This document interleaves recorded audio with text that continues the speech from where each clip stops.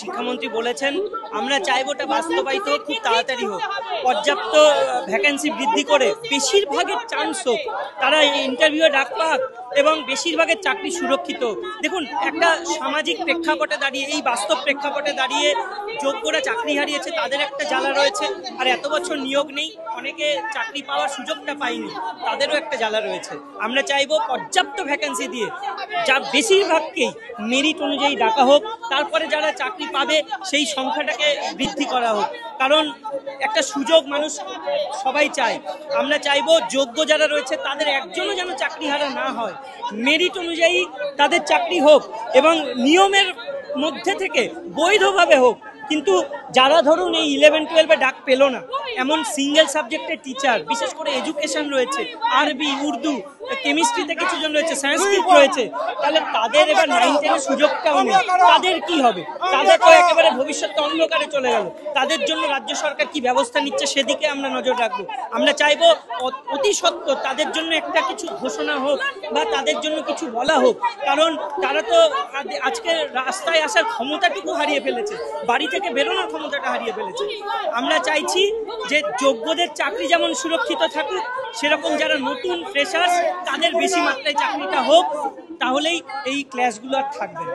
পর্যাপ্ত সিট বৃদ্ধি করে যে সমস্ত যোগ্য শিক্ষক শিক্ষিকারা 8 বছর পর কল ফর ভেরিফিকেশন হলেন না, তাদেরকে অবিলম্বে ডাকতে হবে, তাদের ভেরিফিকেশনের জন্য কল করতে হবে, সেকেন্ড ফেজ ভেরিফিকেশনের জন্য ডাকতে হবে, নবম দশমের ফল দ্রুত প্রকাশ করতে হবে, সমস্ত যোগ্য শিক্ষক শিক্ষিকাদের চাকরি সুনিশ্চিত করতে হবে। এই গেজেটের নোটিফিকেশন আমরাই প্রথম চ্যালেঞ্জ করেছিলাম যে লেভেল প্লেইং ফিল্ড আমরা পাচ্ছি না, কারণ নতুনদের সাথে আমরা কোনোদিনই পরীক্ষা দিতে চাইনি।